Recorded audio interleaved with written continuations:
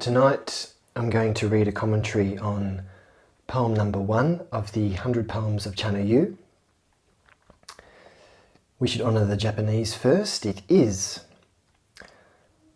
Sono michi ni iran to omou kokoro koso waga mi nagara shishou narikere. Sono michi ni iran to omou kokoro koso waga mi nagara shishou narikere. The English: your beginner's mind that starts out on this T-way, this mind, this juncture, right here lives your true teacher. You are your one true teacher. Once more for good measure. Your beginner's mind that starts out on this T-way, this mind, this juncture, right here lives your true teacher. You are your one true teacher.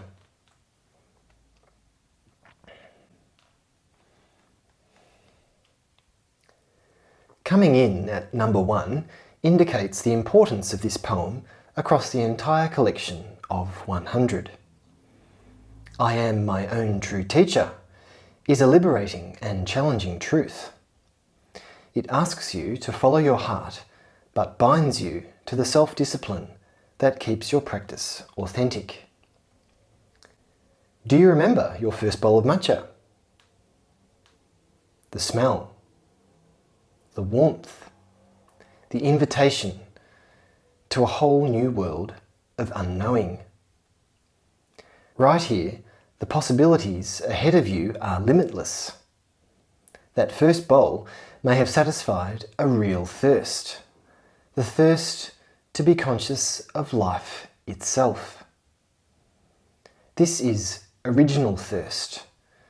No matter how many bowls of tea you drink, stay thirsty. For tea students, like Zen students, and tea students are forever students of both ways as one, the most important thing is not to be dualistic and limiting. Our original posture towards tea includes everything within itself. Like a bowl of matcha, it is always rich and sufficient. Yet, while a bowl of matcha is sufficient, there is always more emptiness than tea in the bowl. This is a metaphor for being self-sufficient, yet open to vast possibilities. You have all the answers within yourself, but you can never know everything. If your mind is open, it is always ready for anything. You should guard against closing your mind to the practices and philosophies of other teachers and other tea schools. Author of Zen Mind, Beginner's Mind, Chanoyu Suzuki remarks, "In the beginner's mind, there are many possibilities. In the expert's mind, there are few." This poem reminds us to keep our practice pure in the fundamental sense. Pure practice means keeping our minds free of limiting beliefs or opinions. If you discriminate too much, you limit yourself and others. Tea practice involves paring away limiting habits and chiseling new ones that liberate, all with the blade of our beginner's mind. If we forget our original mind, we will violate the beauty of tea. Our practice becomes polluted with thoughts of right and wrong, clean and dirty, rational and irrational. But these categories are all colours on a spectrum. If we keep our original mind, the tenets of tea keep themselves, and our tea is beautiful. Your beginner's mind that starts out on this tea way, this mind, this juncture, right here lives your true teacher. You are your one true teacher. Translating such profound teaching is daunting. Beginner's mind, or shoshin, is not explicitly mentioned in Japanese. Still, the line "Sono michi ni iran to omou kokoro koso" carries the same spiritual import. Beginner's mind is a concept that predates the tea ceremony and pervades the Zen arts. Actor, playwright and aesthete Zeami Motokiyo made the concept of beginner's mind popular when he discussed it in his treatise on drama titled Fushikaden, the transmission of the flower through mastery of the forms. In this work, centred around Noh theatre, Zeami notes that the beginner's mind takes 3 different forms during the evolution of the artist, each with its own beauty. He cautions artists to hold their beginner's mind throughout their careers. 1.